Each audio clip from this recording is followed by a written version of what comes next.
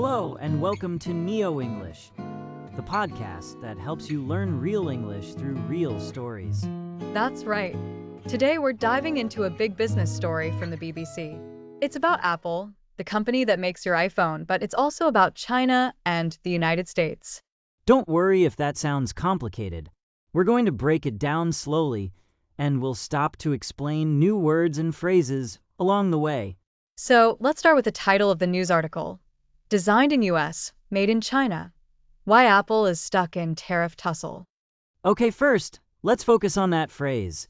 Designed in US, made in China. It tells us something important about Apple products. Yes, Apple designs its products in the United States, like in California, but they are made or manufactured in China. Manufactured means to make something in large amounts, usually in a factory. So, for example, the shoes were designed in Italy, but manufactured in Vietnam. Or, this watch is designed in Japan and made in Thailand. Perfect examples. So why does Apple do it this way? The answer: costs and efficiency. It's cheaper and faster to build phones in China right now. But there's a problem. And that brings us to the next part of the title, tariff tussle. A tariff is a tax on goods that come from another country. It's like paying extra money when something crosses the border. For example, the US put a tariff on steel from other countries. Or, because of tariffs, imported cars are more expensive. Now, tussle usually means a small fight or struggle. So, tariff tussle means a situation where countries are fighting over taxes on things they trade. Right.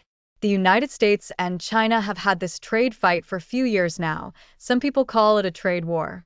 And Apple is caught in the middle.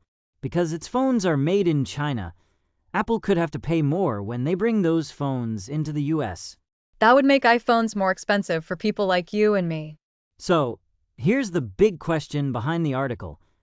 Can Apple move its factories out of China? That's hard. China is a huge part of Apple's supply chain. Supply chain means all the steps it takes to make and deliver a product, from design to materials to factory to store. Let's give two examples.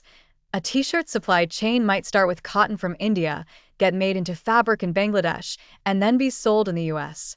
Or a laptop might have a chip from Korea, a screen from Japan, and be assembled in China. Exactly. Apple's supply chain is very global, but it leans heavily on China. So leaving China would be like pulling out one block in a tower. Everything might fall if you're not careful. And China is not just where Apple makes phones. It's also where a lot of Apple's customers live. It's Apple's second largest market. That means a lot of people in China buy iPhones. So Apple wants to keep good business ties there. But the US government also wants Apple to move away from China, especially because of political tensions. They're not best friends right now. So Apple's stuck. They can't leave China easily. But if they stay, they risk higher taxes and political pressure. It's like trying to walk a tightrope, carefully keeping balance between both sides. Okay, let's take a moment to review some new words and phrases we talked about. Number 1, manufactured. That means made in a factory. Example: the car was manufactured in Germany. Number 2, tariff. A tax on goods from another country. Example: tariffs made the TVs more expensive. Number 3, tussle. A small fight or problem. Example: there was a tussle between the companies during negotiations. And number 4, supply chain. All the steps in making and delivering a product. Example: a phone supply chain could include 10 different countries. Now, let's review the whole story again in simple English, using the words we just learned. Apple makes iPhones. These phones are designed in the US, but they are manufactured in China. That's because it's cheaper and faster to do it there. But now, the US and China are in a trade fight, a tariff tussle.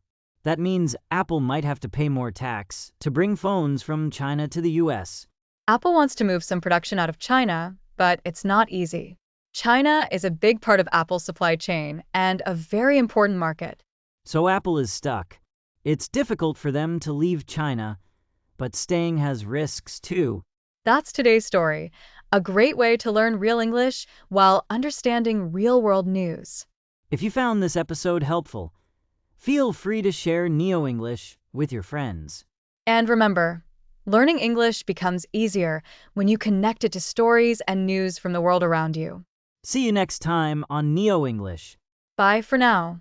Keep learning and stay curious.